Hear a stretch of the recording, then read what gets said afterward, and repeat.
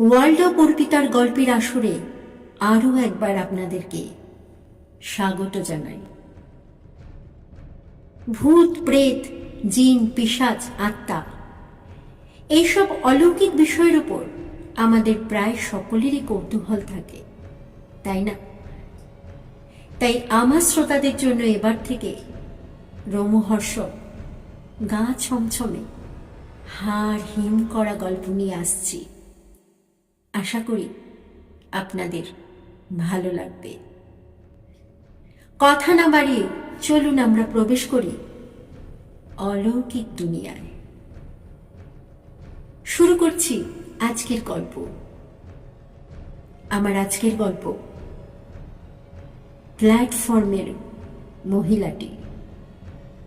লেখক বিপ্লব দাস।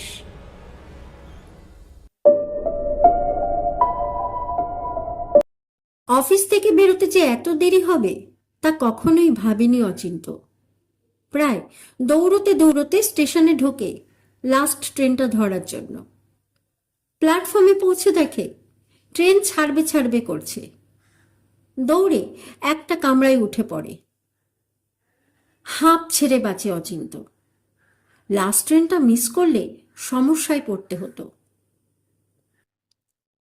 অচিন্ত হাজরা কলকাতার একটি ওষুধের কোম্পানিতে কাজ করেন।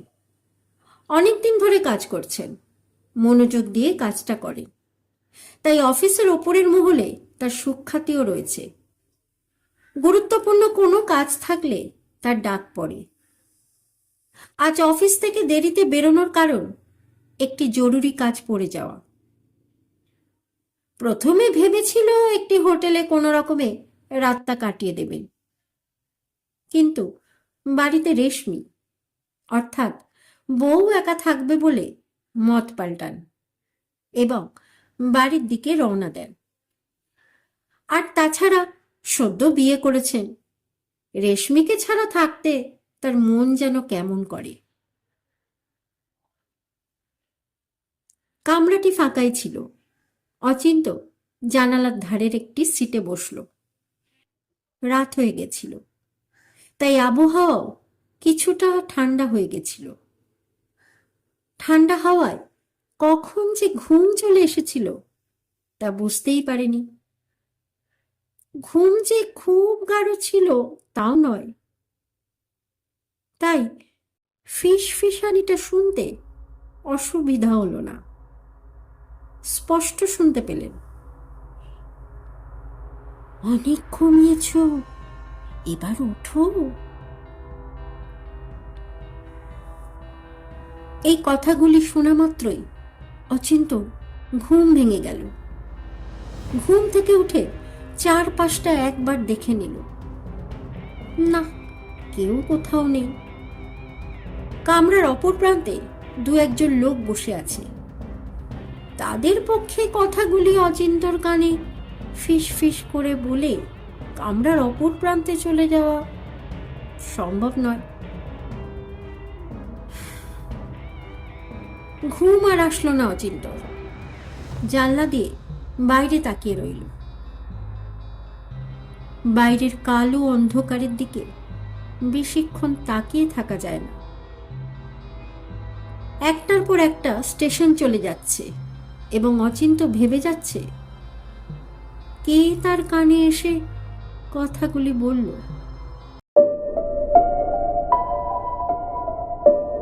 নিজের স্টেশন আসছে দেখে সিট ছেড়ে দরজার সামনে গিয়ে দাঁড়ায়। মন মেজাজ ঠান্ডা করে দেওয়ার মতন হাওয়া।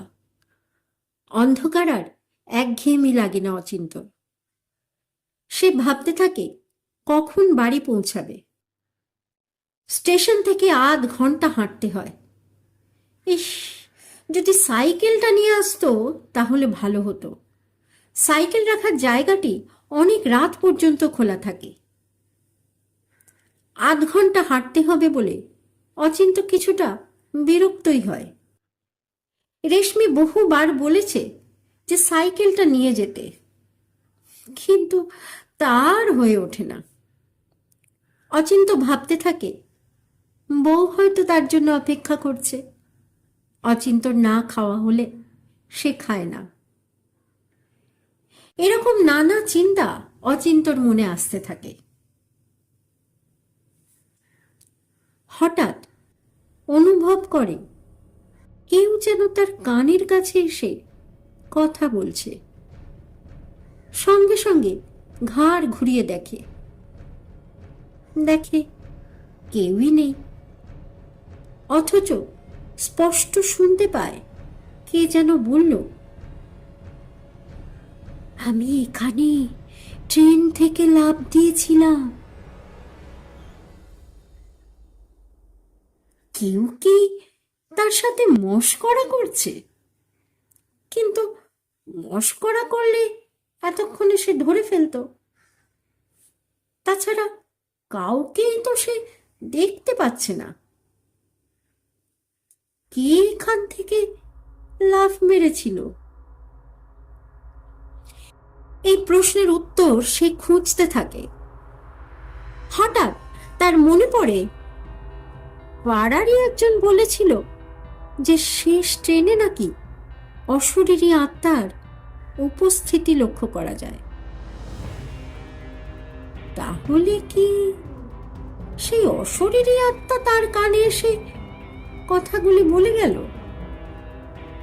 ধুর, এই বিজ্ঞানের যুগে কেউ ভূতে বিশ্বাস করে নাকি? হয়তো সারাদিন কাজের পর শরীর ক্লান্ত বলে তার এরকম মনে হয়েছে। আর ভূত যদি থাকতই তাহলে একবার দেখা দিত। সঙ্গে এও ভাবতে থাকে, তার মাথার কোনো গন্ডগোল হয়নি তো? মানসিক রোগীরা অনেক সময় নানা জিনিস শোনে এবং দেখে। এদিকে অচিন্ত স্টেশন চলে এসেছে। ট্রেন থেকে নামার প্রস্তুতি নিতে থাকে। মনে মনে ঠিক করে নেয় সে বড় রাস্তা দিয়েই বাড়ি ফিরবে, শর্টকাটটা ধরবে না। ট্রেন স্টেশনে এসে থামে। ট্রেন থেকে যেই নামতে যাবে অচিন্ত, তখনই মনে হয় কে যেন পিছন থেকে তাকে ধাক্কা মারে। হুমড়ি খেয়ে প্ল্যাটফর্মে পড়ে অচিন্ত। হাতের একটি অংশ ছড়েও যায়। প্ল্যাটফর্মে পড়ে যাওয়ার সঙ্গে সঙ্গে পিছনে ঘুরে দেখার চেষ্টা করে কে তাকে পিছন থেকে ধাক্কা মারল। কিন্তু পিছন ঘুরে কাউকেই দেখতে পেল না। অথচ তাকে যে কেউ একজন ধাক্কা মারল সেই ব্যাপারে কোনো সন্দেহ নেই। অচিন্তর এও মনে হলো, তাহলে কি সে নামতে গিয়ে পড়ে গেল? শরীর ক্লান্ত বলেই কি সে পড়ে গেল? কিছুক্ষণ পরেই বুঝতে পারল চোট ভালোই লেগেছে, হাঁটুর কাছটাও কেটে গেছে। প্ল্যাটফর্মে একটি বসার জায়গা ছিল, সেখানে অচিন্ত বসে পড়ল। হাত পা দুটোই টনটন করছে। সঙ্গের ব্যাগটিতে একটি জলের বোতল ছিল, সেটি বার করে জল খেতে লাগলো। মনে মনে ভাবতে লাগলো, ভাগ্যিস অফিস থেকে বেরোনোর সময় বোতলে জল ভরে নিয়েছিল। বসে বসে ভাবতে লাগলো, বাড়িতে বউ হয়তো তার কথা চিন্তা করছে। পায়ের এবং হাতের ব্যথাটা একটু কম মনে হতে লাগলে সে বাড়ি যাওয়ার জন্য তৈরি হতে লাগলো। কিন্তু যেই কাঁধে ব্যাগ ঝুলিয়েছে, তখনই দেখতে পেল উল্টো দিকের প্ল্যাটফর্মে একজন মহিলা দাঁড়িয়ে রয়েছে। মহিলা মনে হতে লাগলো, তার কারণ সে শাড়ি পরে রয়েছে। অচিন্ত উঠে দাঁড়াতেই প্ল্যাটফর্মের অপর প্রান্তের মহিলাটিও হাঁটতে শুরু করল।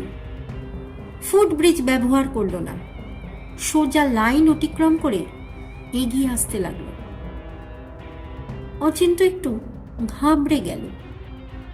কি কারণে মহিলাটি তার দিকে এগিয়ে আসছে তা বুঝতে পারল না। একই রাত হয়ে গেছে, তার উপর জোরে হাওয়াও দিচ্ছে। মহিলাটির কথা না ভেবে অচিন্ত প্ল্যাটফর্ম থেকে বাইরে যাওয়ার জন্য জোরে হাঁটতে শুরু করে দিল। কিন্তু পায়ে চোট লাগার ফলে বেশি জোরে হাঁটতেও পারছে না। খোঁড়াতে খোঁড়াতে একদিকে প্ল্যাটফর্ম থেকে বাইরে যাওয়ার পথটা দেখে নিচ্ছে, অন্যদিকে তার দিকে ধীরে ধীরে এগিয়ে আসা মহিলাটির দিকেও নজর রাখছে। কিন্তু মহিলাটি আসার আগেই অচিন্ত প্ল্যাটফর্ম থেকে বেরিয়ে রাস্তায় নেমে পড়ে। রাস্তায় নেমেই পিছন ফিরে দেখে মহিলাটি তার পিছু নিয়েছে কিনা। না, কেউ নেই পিছনে। অচিন্তর মনে হয় মহিলাটি বোধহয় প্ল্যাটফর্মেই থাকে, হয়তো ভিখিরি গোছের কেউ হবে। ওকে এত রাতে একা দেখতে পেয়ে খাবারের জন্য এগিয়ে আসছিল।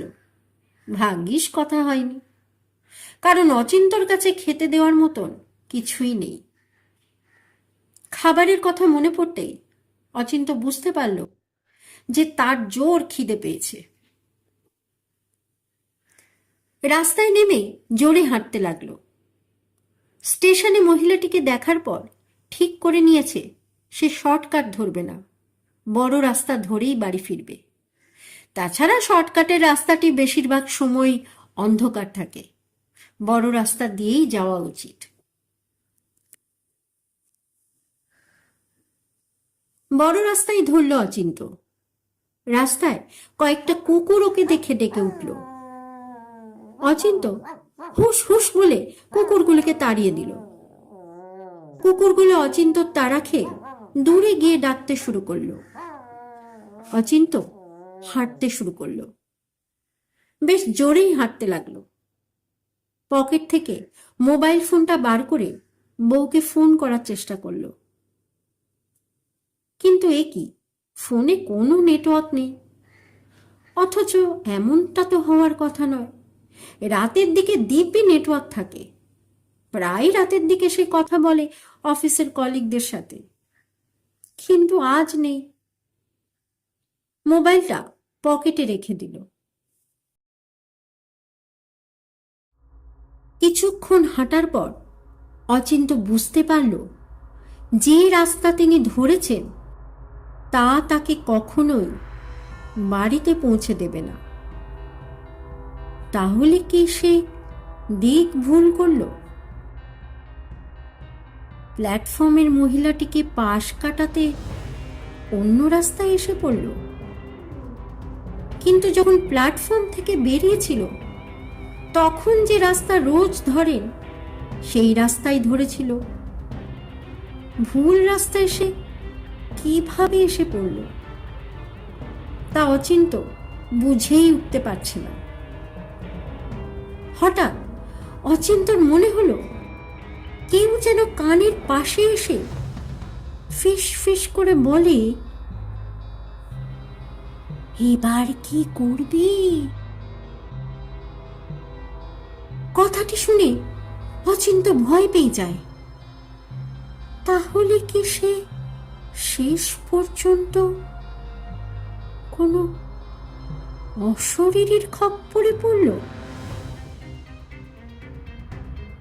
চারপাশ ভালো করে দেখতে লাগলো যদি কিছু চেনা পড়ে, কিন্তু কিছুই চেনা লাগে না। অচিন্তর মনে হয় সে প্রথমবারের জন্য এই জায়গাটায় এসেছে। মনে মনে ঠিক করলো যেই পথে এসেছে সেই পথেই ফিরে যাবে। স্টেশনের সামনে গিয়ে শুরু করবে, কারণ স্টেশন থেকে বাড়ি ফেরার পথটা তার চেনা। অচিন্ত যে পথে এসেছিল সেই পথেই হাঁটা লাগালো, কিন্তু কিছু দূর পৌঁছে আবার বুঝতে পারল যে সে পথ হারিয়েছে। কি করবে সে বুঝতে পারছে না। খানিকক্ষণ দাঁড়িয়ে থাকার পর তার মনে হতে থাকে কেউ যেন দূর থেকে তাকে ডাকছে এবং বলছে, এই যে এদিকে এসো। আরো দু একবার সেই ডাক শোনার পর বুঝতে পারে যে রেশমি তাকে ডাকছে। হ্যাঁ, ওই তো রেশমি।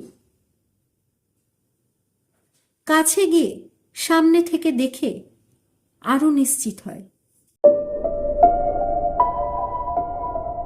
অচিন্তর ফিরতে দেরি হচ্ছে দেখে রেশমি তাকে খুঁজতে বেরিয়েছে। কিছুক্ষণ হাঁটার পর অচিন্তকে দেখতে পেয়ে যায় এবং ডাকতে থাকে। রেশমিকে দেখতে পেয়ে অচিন্ত হাঁফ ছেড়ে বাঁচে। এতক্ষণ অচিন্ত ভাবছিল কিভাবে বাড়িতে পৌঁছাবে। এখন তার মনে হতে থাকে খাওয়ার কথা। খিদে কোনো রকমে চেপে জিজ্ঞাসা করে বসে রেশমিকে, বাড়িতে কি রান্না হয়েছে? উত্তরে রেশমি বলে, তোমার প্রিয় চিংড়ি মাছ। চিংড়ি মাছ শুনে আরো জোরে হাঁটা লাগালো অচিন্ত। কি আশ্চর্য, যে রাস্তাটি এতক্ষণ ধরে খুঁজছিল অচিন্ত, তা অতি সহজেই পেয়ে গেল। বাড়ি পৌঁছে হাত মুখ ধুয়ে খেতে বসে পড়ল। তৃপ্তি সহকারে চিংড়ির মালাইকারি শেষ করল। খেয়ে দে বাইরে আসে ঘুমানোর আগে একটু ঠান্ডা হাওয়ায় মনটাকে জিরিয়ে নিতে। বাইরে কিছুক্ষণ দাঁড়িয়ে দাঁড়িয়ে ভাবতে লাগলো, কি কারণে আছে রাস্তা ভুল করেছিল। তার জন্ম এখানে, সে কি করে রাস্তা ভুল করতে পারে? বাইরে দাঁড়িয়ে কিছুক্ষণ ঠান্ডা হাওয়ায় মনটাকে জিরিয়ে নেয় অচিন্ত। তারপর ভিতরে যাওয়ার জন্য সে প্রস্তুতি নেয়। কিন্তু তখনই রেশমি ভিতর থেকে বাইরে এসে বলল, চেয়ার এনে দেব, বাইরে কিছুক্ষণ বসবে। অচিন্ত ভাবল, কিছুক্ষণ বাইরে বসা যাক, সুন্দর হাওয়া বইছে। তাই রেশমিকে বলল চেয়ারটা এনে দিতে, যদি তাতে তার কাজে কোনো অসুবিধা না হয়। রেশমি চেয়ার এনে দিল। চেয়ারে বসে ভাবতে লাগলো, আজ সন্ধ্যের পর থেকে তার সাথে কি কি হয়েছে। ভাবতে ভাবতে অচিন্তর মনে পড়ল যে রেশমির সাথে রাস্তায় দেখা হওয়ার থেকে একবারও রেশমি তার সামনে আসেনি। যেটুকু কথাবার্তা হয়েছে তা দূর থেকে। তারপর তার মনে হলো হয়তো কাজে ব্যস্ত, তাই ওকে বেশি সময় দিতে পারেনি। এই ভাবতে ভাবতে অচিন্ত চেয়ারে বসেই ঘুমিয়ে পড়ল। ঘুম ভাঙল ট্রেনের হুইসিলের আওয়াজে। ঘুম থেকে উঠে ভাবে ভোর হয়ে গেছে। কিন্তু ভোর কোথায়? চারপাশে তো নিকষ কালো অন্ধকার। অচিন্ত অবাক হয়ে দেখে যে সে ট্রেনের প্ল্যাটফর্মের একটি চেয়ারে বসে রয়েছে। অথচ তার স্পষ্ট মনে আছে এই কিছুক্ষণ আগেই সে তার বাড়ির বাইরে একটি চেয়ারে বসেছিল। ইতিমধ্যে ট্রেনটি চলে গিয়েছে। প্ল্যাটফর্ম সম্পূর্ণ ফাঁকা। কিন্তু উল্টো দিকের প্ল্যাটফর্মে কেউ একজন দাঁড়িয়ে রয়েছে না। ভালোভাবে দেখার পর বুঝতে পারে উল্টো দিকের মানুষটি আসলে একজন মহিলা। আরে, এরকম একজন মহিলাকেই তো ট্রেন থেকে নামার পর দেখেছিল।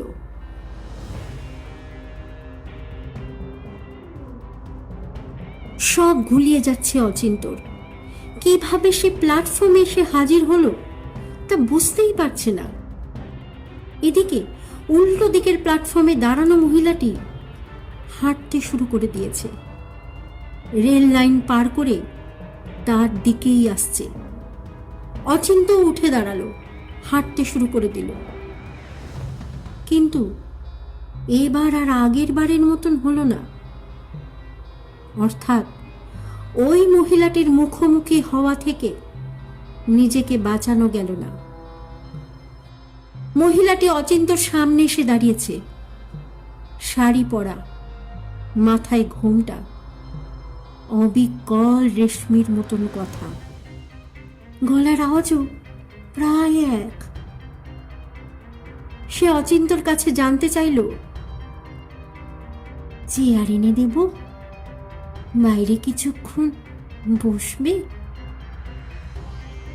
কি আশ্চর্য, এই কথাগুলোই তো কিছুক্ষণ আগে রেশমি অচিন্তকে জিজ্ঞেস করেছিল। অচিন্ত কি করবে বুঝে পাচ্ছিল না। হঠাৎ দেখল যে মেয়েটি পা দুটো উপরের দিকে উঠে গেল। এই দৃশ্য দেখে অচিন্ত আর ঠিক থাকতে পারল না, অজ্ঞান হয়ে প্ল্যাটফর্মে পড়ে যায়।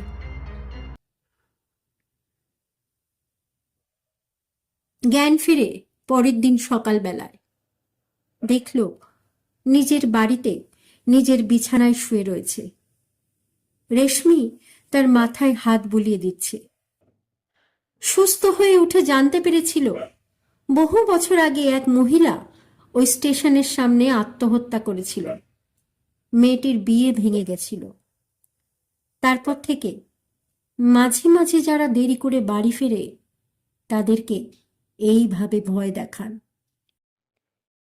পরে এও জানতে পেরেছিল যে সকালবেলা তাকে অচৈতন্য অবস্থায় প্ল্যাটফর্মের এক হকার দেখতে পায়। সেই লোকজনকে খবর দেয়।